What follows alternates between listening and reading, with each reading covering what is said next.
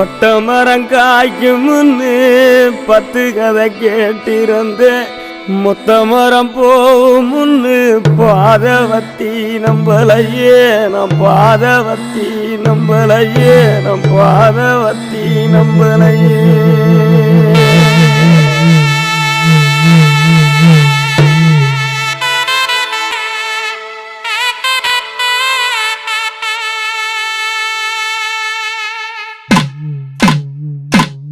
மலை உச்சியில பூத்தைய பிச்சு புவையுங்க கொத்து கொத்தா காய்ச்சைய வெள்ளரி பிஞ்சையுங்க கொல்லையில காஞ்சைய பட்டு சிலைய பார்த்தா பச்சை மரமேவும் பச்சை கிளி எல்லாம் ஆட்டக்காளியும் நான் தான் கொட்டுக்காளியும் நான் தான்